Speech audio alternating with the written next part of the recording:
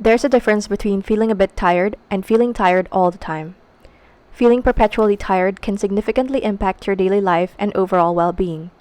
Whether you're struggling to get out of bed in the morning, feeling sluggish after lunch, or too exhausted to enjoy your evenings, constant tiredness dampens your day to day experiences.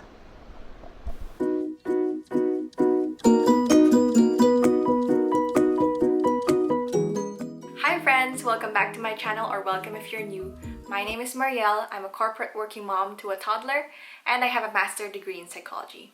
Here I talk about all things motherhood, parenting, relationships, work-life balance, and just becoming your best self. So stick around if you want to see more of that. So today in this video, I want to talk about how to stop being tired, why we might be always tired, what are the effects of this in our lives, and different practices that can boost your energy. So why are we always tired? There are actually so many reasons why we could be tired, so I'm just going to go through a couple of them here. So the first common one is work-life imbalance. And because of the world that we live in now, these days, we're always just so connected, we're constantly updated, we're constantly online, we're always on our phones, we're always on, so to speak. So it's difficult for us to disconnect, and sometimes it makes the boundary between your personal life and your work very vague and very blurred. And because of this, because if we're always constantly on, we're always constantly connected, it can cause tiredness, it can cause exhaustion, because we just feel like we're always just constantly updated and we don't really have time to rest. And connected to that is stress. Because we feel like we're always just on, we're always just connected and updated with everything. We always just get news updates every 2 minutes when we're online.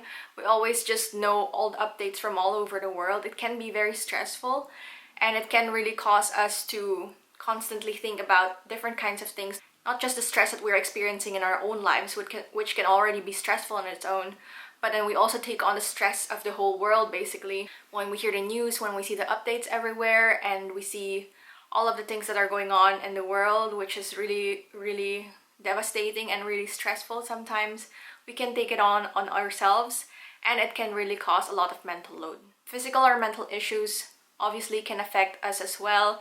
It can make us feel tired. So if you're depressed, if you have diabetes, if you have heart problems, if you have anxiety, or iron deficiency, those are some physical things that you might have that can cause you to feel so tired all the time. The next one is something that especially my type A girls are going to very much understand and very much relate to, is expectations and pressure.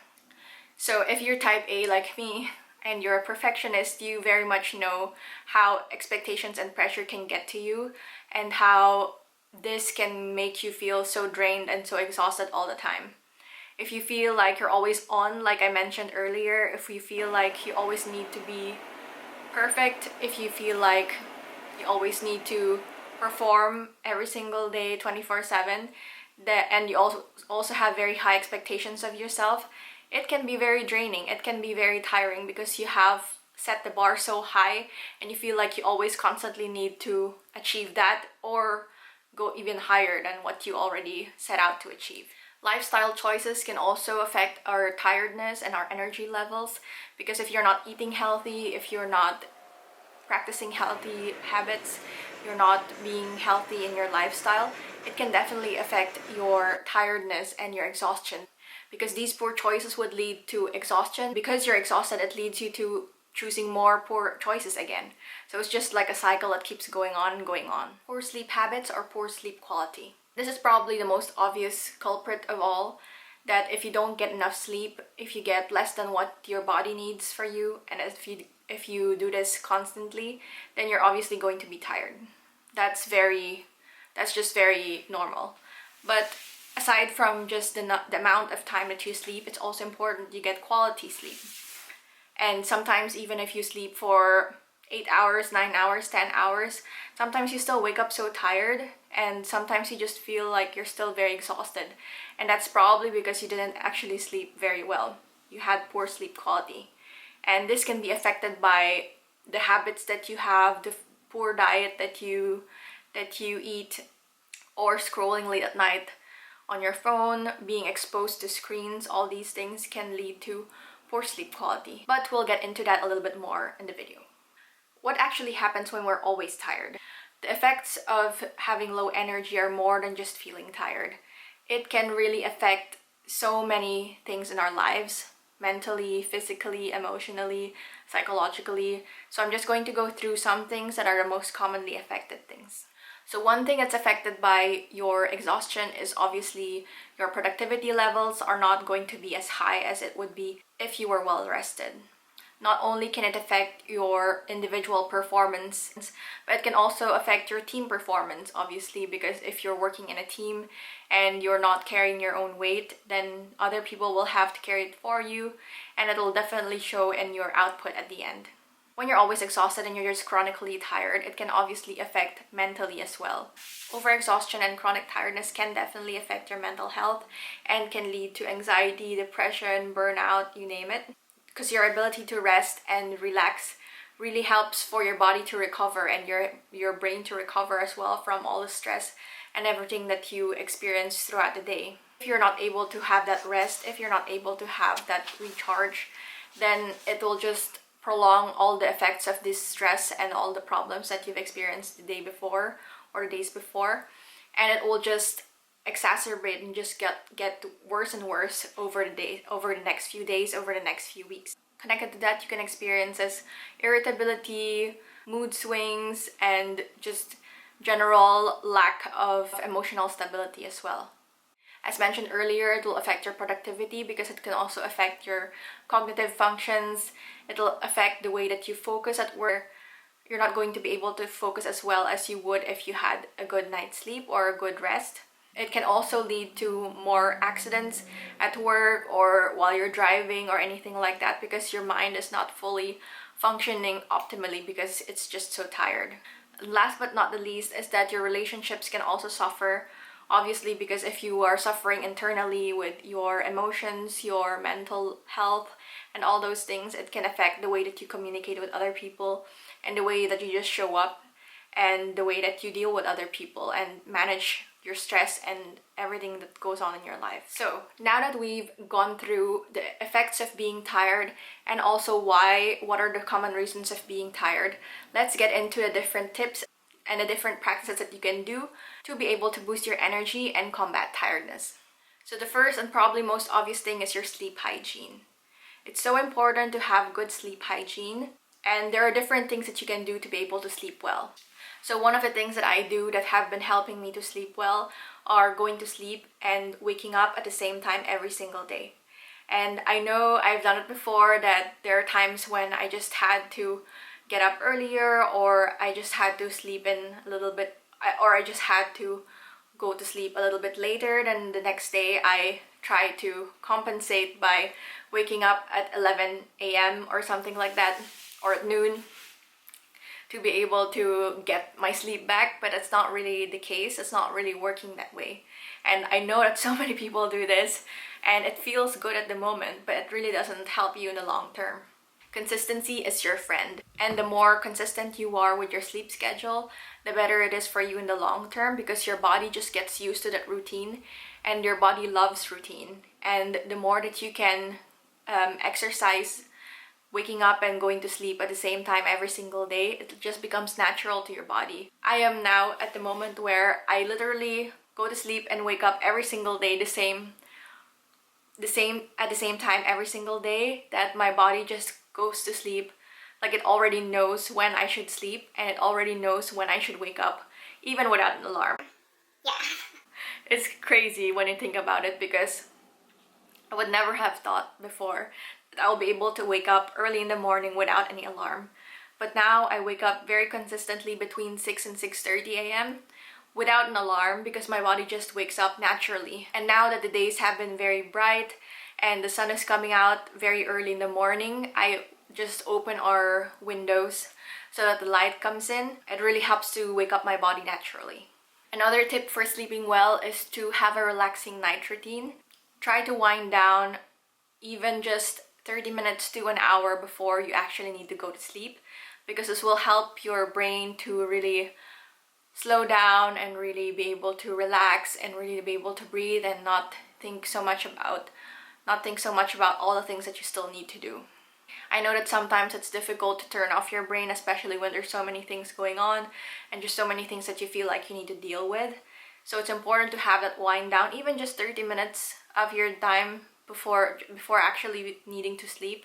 Just do something that's relaxing for you, like have a bath, do your skincare routine, read a book, listen to music, do a little wind down of yoga. There's so many different things that you can do that can help relax your body and signal it that it's time to go to sleep. Another daily practice that I highly recommend is to incorporate movement in. I cannot express this enough, but movement is so important for us because our bodies are not designed to always just be lethargic and just always sit down or always just lie down. It's so important for us to get up and get moving, stand, walk, run, stretch, all those things, because our body is our temple. Our body is like our home here on this earth. So it's so important for us to take care of it the way that we want it to also take care of us. So you don't need to exercise every single day. You don't need to do cardio every single day. You don't need to do CrossFit or anything crazy like that. You just need to make sure that you're moving your body in any way that you can, in any way that works for you, in any way that you enjoy. So for me, I make sure to exercise maybe 3 times, more or less 3 times a week. And I try to keep it up, so like every other day, more or less, that I exercise. And then on the days that I don't exercise is basically like an active day still for me. I make sure that I still get my steps in, and I try to get to 10K as my goal every single day. Although definitely don't get to 10K every day, don't worry. The days when I don't exercise, I make sure that I really try to up my steps to make sure that, you know, I'm just moving, even if it's not anything so strenuous, especially now. At this moment, just even doing chores and going up and down the stairs already helps a lot, and really, like, before you even know it, you're gonna be already over your step count. The next is watching what you eat. And this is definitely not to say that you need to go on a diet. But what I mean is that you need to make sure that you're watching your food intake. Make sure that you're eating regularly every 3 to 4 hours and you're not letting yourself get hungry. Because once you get yourself to that level when you're really starving, it just does not feel good, for one. And also it leads to more poor food choices, because you just feel like you need to get something quickly, and then whatever's the easiest is usually not the healthiest thing. Make sure that you're eating your meals and your healthy snacks in between. The quality of the food that you eat can really affect your tiredness and your energy levels. I know that I notice when I eat good food, when I eat nutritious foods, that I feel just much better.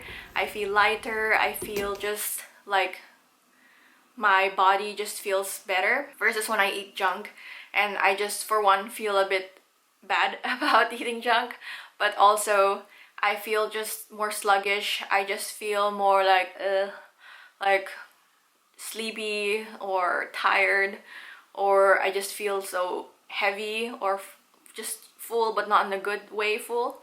And it really does have an effect on your energy levels. The next is to make sure that you drink enough.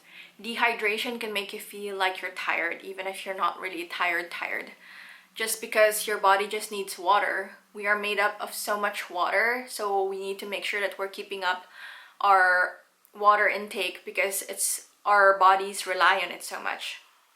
What really helped me and changed the game for me to make sure that I'm drinking enough water is buying like this giant water bottle. I really swear by this, because ever since that I have been drinking from a giant water bottle, it really helps me to see how much have I drank during the day. And it's very confronting, because we just leave it like on a table, and I can see it every time I pass by, like how much water have I actually had today.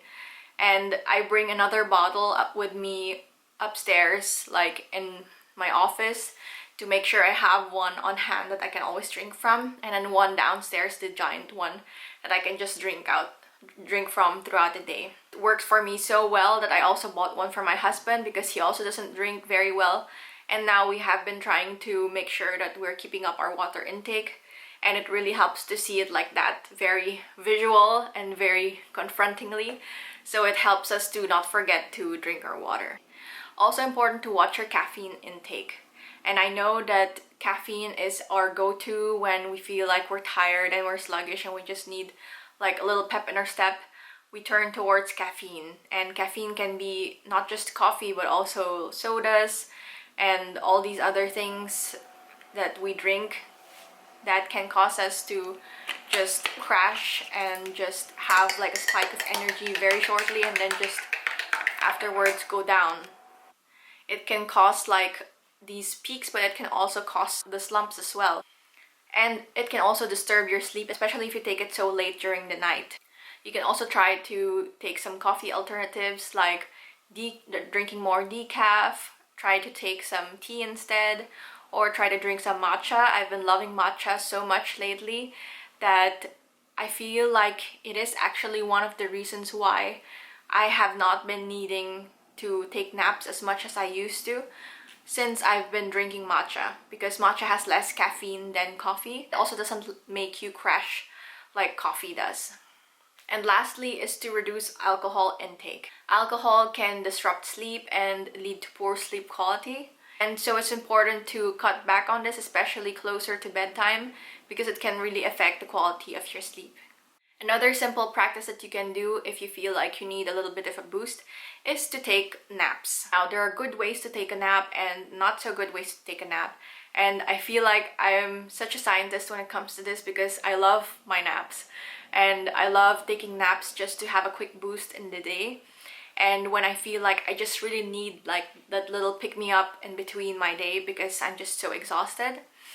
And this has really helped me, especially during my first trimester of pregnancy when I just felt so tired, and it really helped me get through the day without falling asleep at 6 p.m. So the ideal nap time is between 10 to 20 minutes. That's it. And I know a lot of people, they say, oh, naps don't work for me and like all this and that. And maybe it really doesn't work for you. It probably depends on the person. And for me, it works so well for me when I just try to stick to the 10 to 20 minutes and really just cap it at 20. Because when I go over 20, then I can also notice on myself that I feel more sluggish when I wake up than feeling more energized. But when I make sure to do it maximum 20 minutes or even less, then I know that I can feel the difference and I feel like, okay, now I'm refreshed, I feel energized and have a little bit of boost, and I can get through my day as well. Make sure that you're also not taking it too late during the day because it can disrupt your nighttime sleep, and that's also not what we want. Another easy practice is to regulate your body clock by getting some light. And it's so scientific, it's something that our bodies just naturally do, that we wake up naturally when it's brighter and we are able to fall asleep easier when it's dark. And I know that is very true for me because when the light is on somewhere and I'm fast asleep, it just wakes me up. And so that's why as I mentioned earlier, when I open the windows in our bedroom these days, because it's been so bright, that when the sun comes out at like 5 a.m. or something, it slowly wakes me up already because my body is just awakened naturally by the light. And it's easier for me to get up when I feel like it's brighter than when it's darker. So that's why it's also very difficult for me during the winter time, because it's just so dark more often and longer. And so my body just feels more maybe sluggish or maybe sleepy during the winter time because there's not as much light as it would want to have. But so in the winter, what I try to do is try to open the lights, even if it's not natural light, to just have some lights going on and help to wake myself up. I heard that you can even try some light therapy and it really works. I haven't personally tried it, but I wouldn't knock it until you try it. If it's something that you would want to try, definitely do so and let me know how it worked for you if you have. Another small practice that you can easily do every day is to take breaks. And taking regular breaks. So helpful to have breaks to be able to break your day into smaller chunks. You know how it is when you have like this big huge task or this big huge project that you need to finish and it just feels so overwhelming when you look at it? That's how a day feels like when it's just packed and just like full of things during the day. And one of the ways that you can tackle this more efficiently is by breaking it up, by putting breaks in between to make sure that you have enough rest time during your day. So aside from the break time for lunch at around noon, you can also break it up in smaller pieces, maybe every hour or so, depending on what works for you and your lifestyle. For me, it works about every hour that I have like a break. Sometimes I can push it to an hour and 30 depending on what I'm doing. And it really helps even just for like 10 minutes that I have that little break in between to just like relax a little bit, check my emails, check my phone or my messages, take a little bit of a walk, stand, maybe put in a load of dishes, something like that. Just helps me to like refresh my mind, and then I can go back to work and try to tackle the next task that I was going to. Another practice that really helps me is planning my day. I tried as much as possible to work smart instead of working hard. Obviously, it's important to work hard, but it's more important for me to work smart because I don't have that much time during the day. I also don't have much energy during the day. I have limited amount of time and I have limited amount of energy, and I want to make sure that I'm maximizing it as much as I can. That being said, I have a ton of things in my to-do list, just as many of you or all of you also have. And it's important for me to look at my to-do list and strategize and prioritize and plan accordingly, because I can't do every single thing, even if I want to, even if I try. I'm just going to exhaust myself trying to do all the things and just frustrate myself trying to do all the things and then just end up not doing them and doing a poor job, or just getting so drained and being so burnt out at the end of it. So none of those are good options. And so what I do is I really try to plan and prioritize and strategize my day to make sure that I'm making the most of it. The last practice is to manage your stress. And I know that it's not easy. It's not like we can just live stress-free. I wish that we could. I would love that, honestly, but there's just stress that comes from all directions sometimes, and there are days when you have more stress and days when you have less stress, and it's completely normal. But stress uses up energy, and stress can be really draining when it's just also consuming and it feels like constantly at the back of your head. So it's important to have stress-reducing activities that help you to relax a little bit, to unwind. So what I mentioned earlier, having like this little unwinding routine before going to sleep really helps. Practicing different activities that help you to de-stress and help you to relax, like meditation, yoga, all of these things, listening to music, journaling, reading a book, even catching up with loved ones or with friends can really help you to de-stress and not be in constantly like a constant stress mode. And lastly, if none of these work, just feel free to consult your doctor and try to see what the underlying issue might be. Maybe it's something that needs to be addressed by a doctor, by a healthcare professional, and maybe it's not something that you can easily identify yourself, so you might need some help. So just consult your doctor. If there's really nothing else, that you feel like you've already tried everything and you're still constantly stressed or constantly tired, just reach out to your healthcare professional. So as you've heard, there are so many different reasons why we might feel chronically tired or chronically fatigued. It can affect so many different things in our lives and can actually lead to physical or mental or emotional problems and affect your body's ability to regenerate and recover. And of course, on top of that, running on empty just doesn't feel good. When we don't have energy and we just can't do the things that we enjoy in life, and we can't just properly function as well as we could if we had more energy. If this is prolonged, it can really lead to long-term consequences that might have really serious impacts down the road. As you also heard, there are so many different things that we can do, so many different simple practices that you can incorporate even starting right now already in your day that can help boost your energy and make you feel like you're on top of things again.